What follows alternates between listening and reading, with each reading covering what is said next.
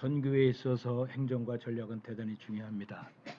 그런데 우리가 이제 보편화된 용어로서 경영 전략이라든지 군사 전략이라든지 이런 단어는 익숙하게 들었습니다만은 사실 선교 전략, 선교 방법 조금 혼동이 되는 내용이 되기도 하고요.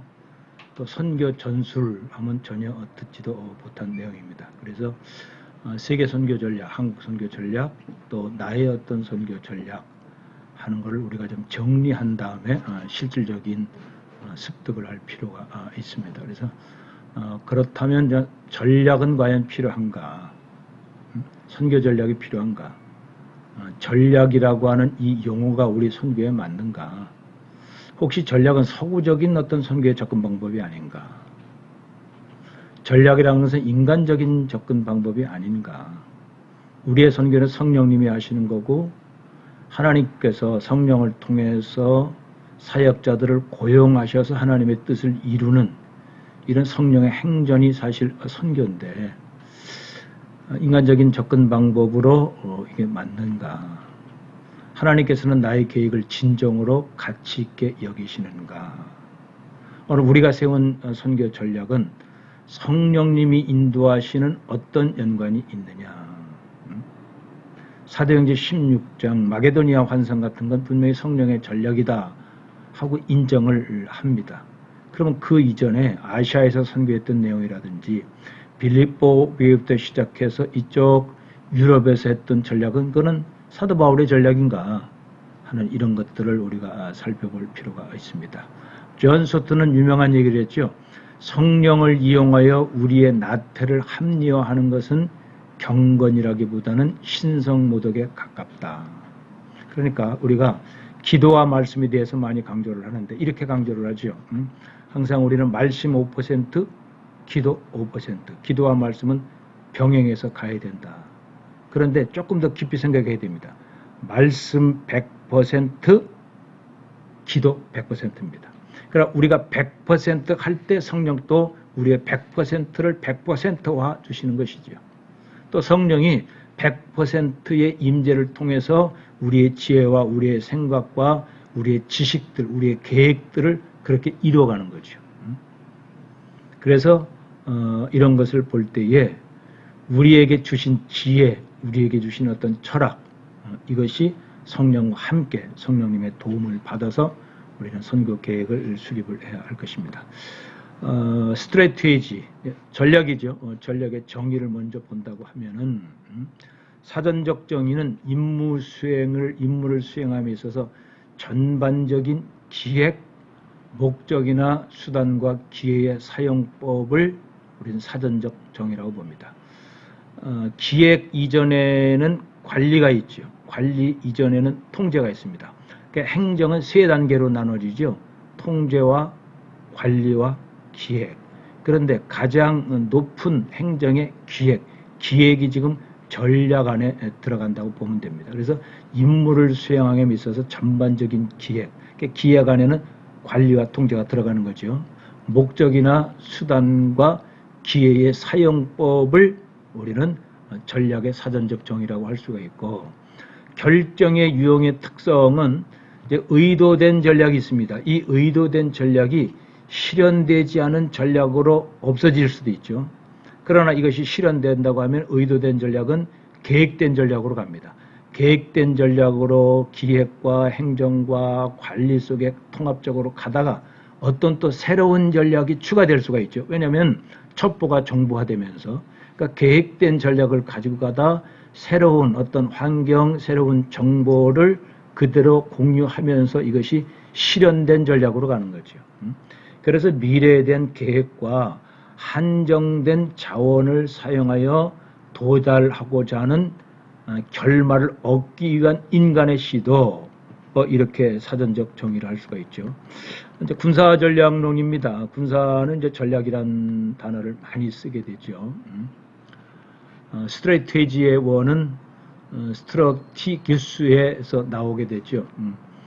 고대 아테네는 군사의 사령관이나 전쟁위원회에서 이것을 구성을 하게 되죠.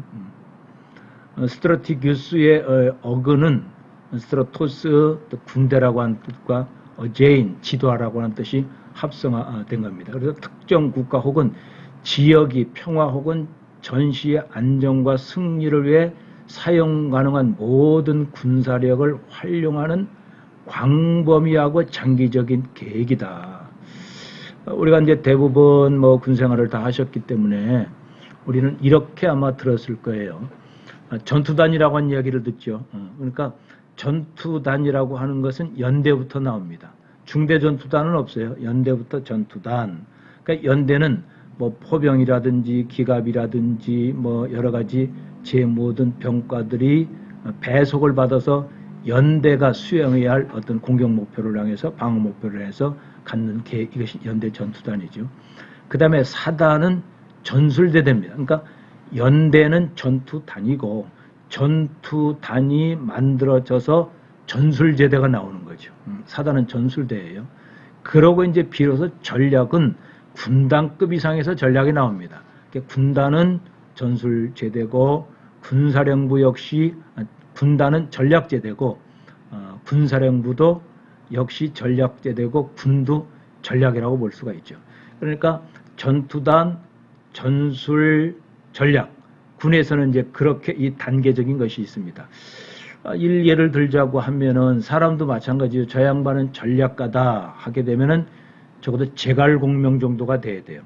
제갈공명은 자기가 활용할 수 있는 군사가 있습니다.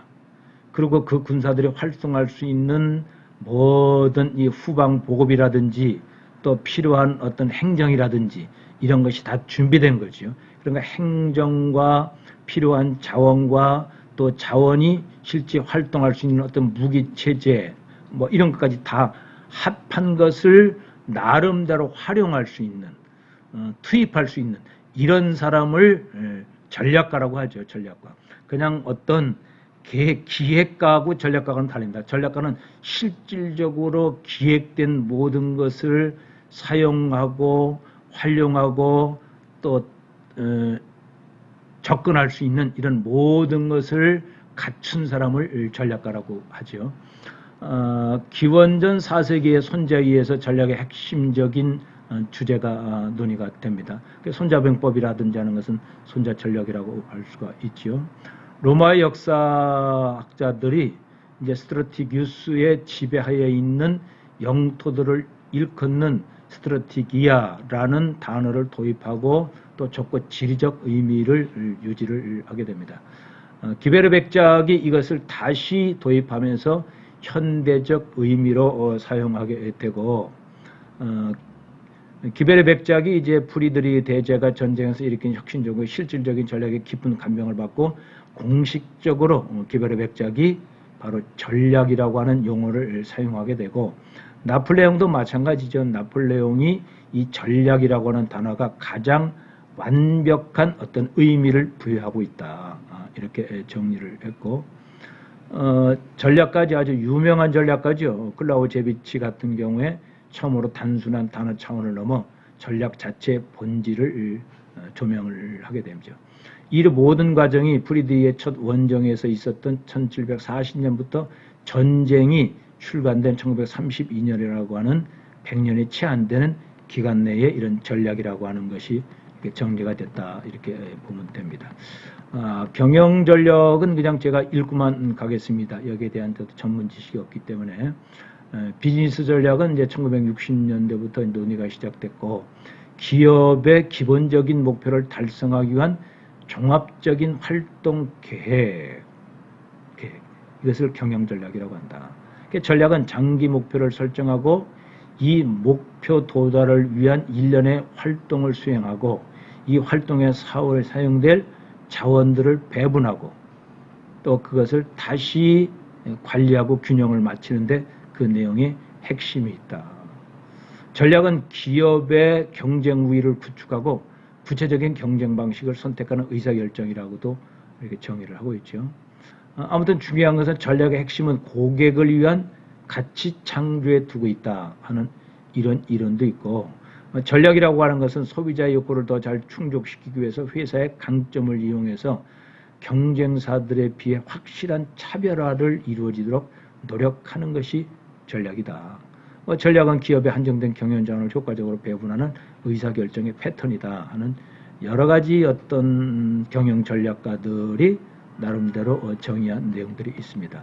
자, 우리는 이제 군사 전략, 경영 전략, 이것은 우리가 참고를 할 뿐이고, 선교 전략이라고 하는 이야기를 많이 하지 않습니까? 당신의 선교 전략이 있느냐? 교단의 선교 전략은 어떠냐? 이 선교 단체의 선교 전략은 무엇이냐? 할 때는 여기에 모든 것이 다 포함된 거죠. 행정도 포함됐고, 기획도 포함됐고, 관리도 포함되어 있고, 거기 자원도 포함되어 있고, 자원을 동원할 수 있는 어떤 동원도 포함되어 있고, 또 자원을 투입할 수 있는 어떤 권한도 포함이 됐고, 모든 제 작전 요소, 제 경영 요소를 선교에 투입하고 활용하고 목표를 달성하는 전체적인 것을 선교 전략이라고 할 수 있다. 그래서 어떻게 보면 선교 전략이라고 하는 것은 큰 어떤 선교 단체, 미국의 선교 전략, 뭐 아시아에 있는 어떤 선교 전략, 북인도에 대한 어떤 선교 단체 선교 전략, 교단의 선교 전략, 이렇게 사용하는 것이 어떻게 보면은 더 바람직하다고도 볼 수가 있습니다. 아무튼 통합적 선교 전략론이라고는 철학적 신학방법론과 행동과학 그리고 사회과학을 통합한 것, 이렇게 또 정의를 할 수가 있고, 또 선교신학과 기능적 실천론의 통합이라고 또 이렇게 할 수가 있죠. 통합적 선교 전략론이에요. 사역 철학, 우리가 지금 사역 철학을 세우고 있지 않습니까? 사역 철학과 사역 방법을 통합한 것을 우리는 통합적 선교 전략론이다. 이렇게 좀 나름대로 확대해서 자신 있게 제시할 수 있는 거죠. 또 이론과 실제의 통합도 통합 선교 전략론이다. 방법과 사람의 통합도 또 선교 전략론이다. 이렇게 통합적 선교 전략론을 정리를 할 수가 있고, 어떤 선교 전략의 정의는 무엇입니까? 특정한 문화권 내에서 하나님의 뜻을 실현하는 실제적인 행동 방안이다. 침신대 그 이현무 교수가 이렇게 자주 강조하는 걸 볼 수가 있고, 우리 엄지원 교수는 이렇게 정리를 했죠. 선교 전략은 사역 목표에 효과적으로 도달하기 위한 한정된 자원과 기회들을 활용하는 전반적인 계획, 원리, 그리고 방안을 포함하는 통합적 계획과 이 목표에 대한 사명을 가진 사람들이다. 아주 정리를 아주 잘했어요. 여기에 다 들어가는 거죠. 사람도 들어갑니다. 목표도 들어갑니다. 원리도 들어갑니다. 계획도 들어갑니다. 자원도 들어갑니다. 시간도 들어갑니다. 모든 것이 다 들어가서 핵심은 하나님의 뜻을 이루는 거죠. 하나님의 뜻을 이루기 위해서 주께서 마지막 분부하신 땅끝까지 이르러 복음의 증인이 되는 세계를 복음화하기 위한 제 모든 요소가 총동원해서 하는 것. 물론 여기에 그 전략 제대는 구분될 수가 있습니다.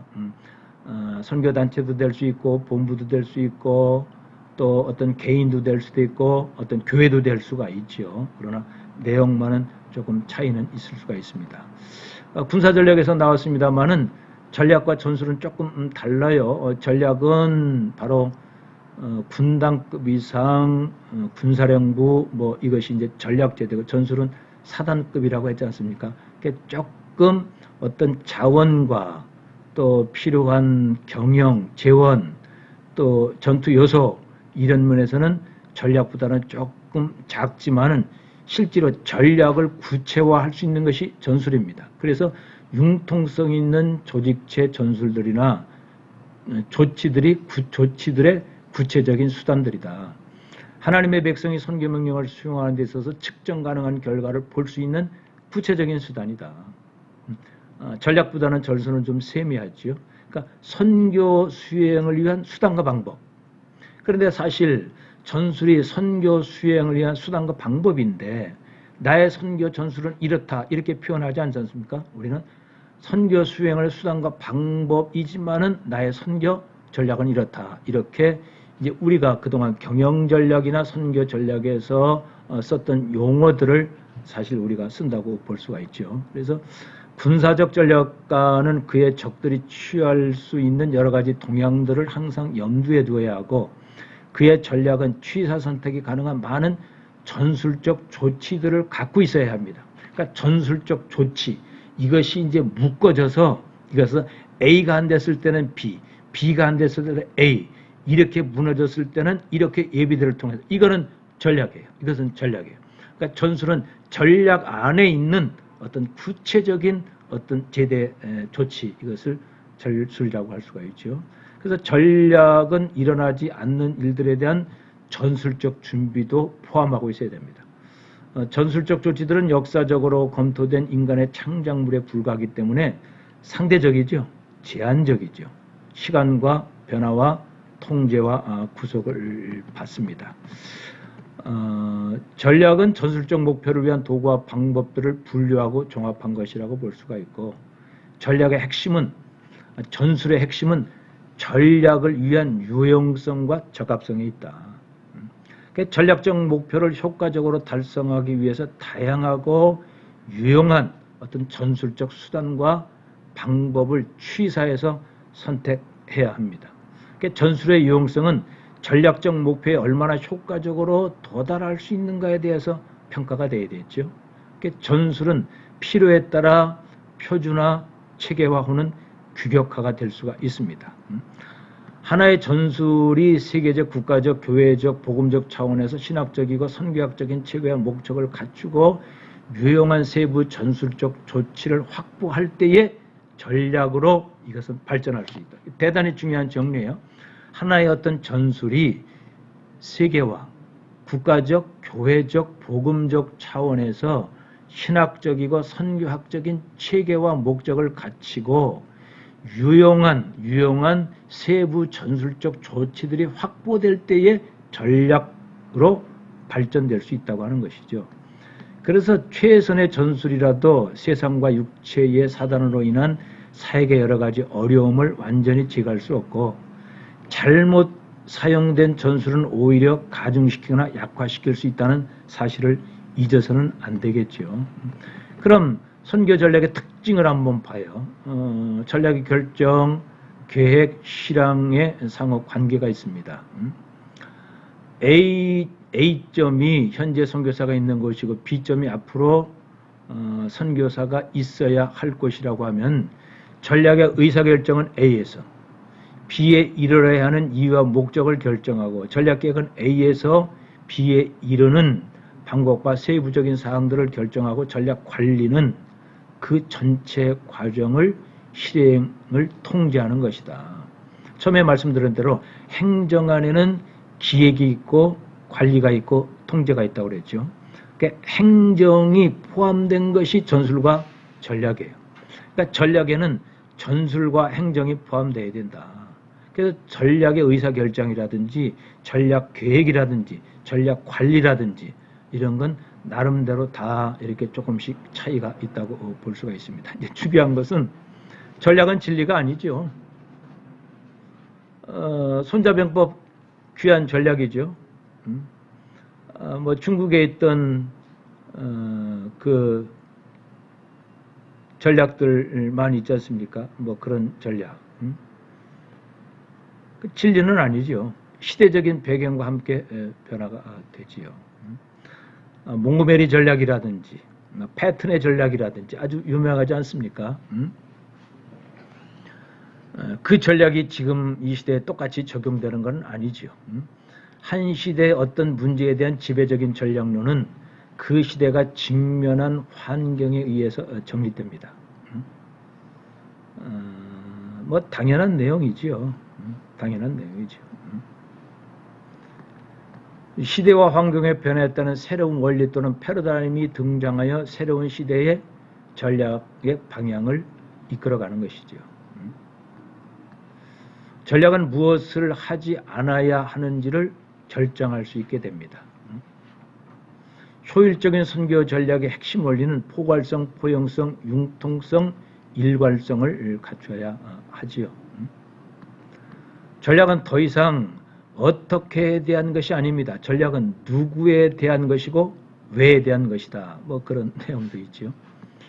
아무튼 21세기의 선교 전략 패러다임의 핵심은 선교 목표에 도달하기 위한 종합적 계획과 이 사명과 목적에 헌신한 사람, 그 자신의 통합이다. 이게 엄준 교수의 실질적인 어떤 선교 전략의 정의라고 할 수가 있죠.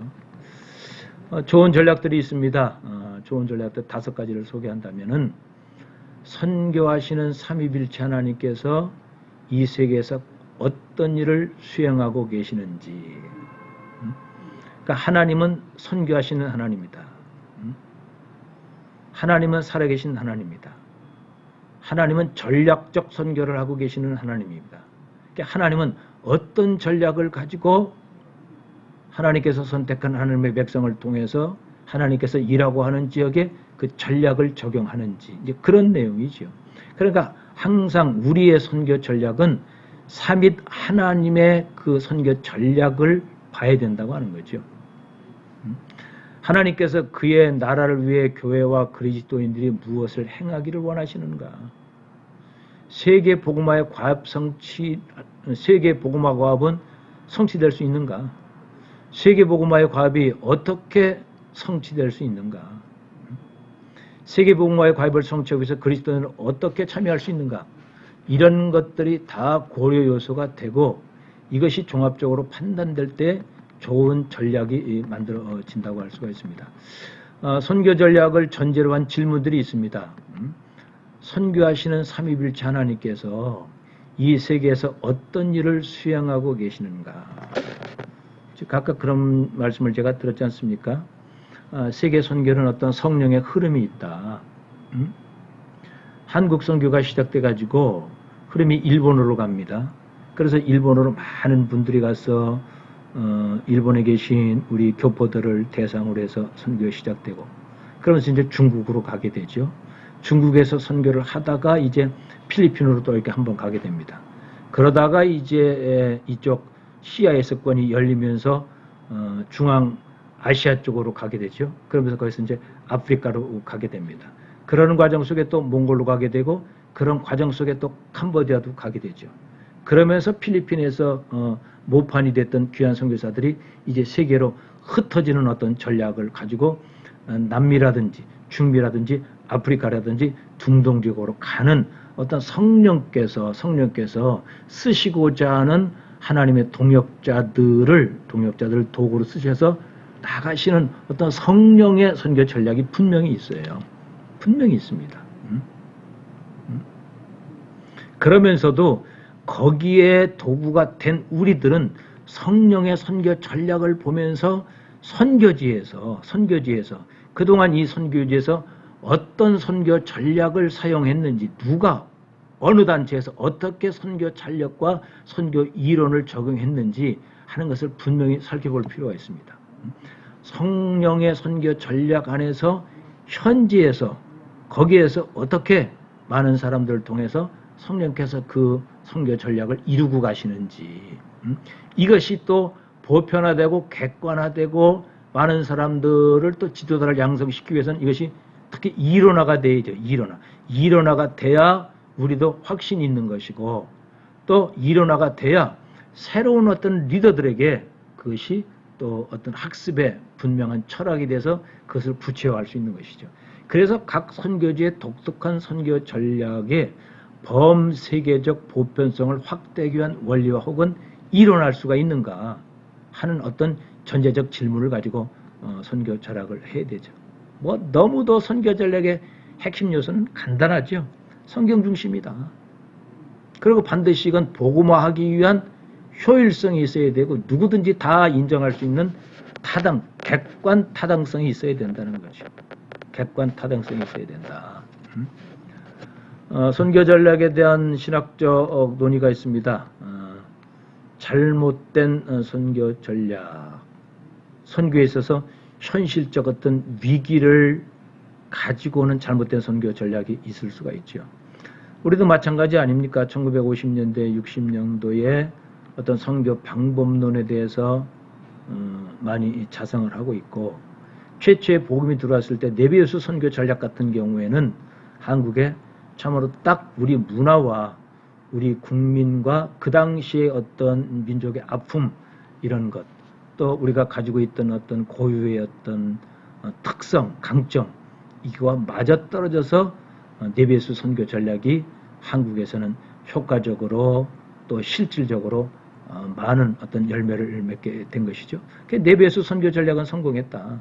그런데 50년대, 60년대에 우리의 선교 방법론이 과연 맞았느냐?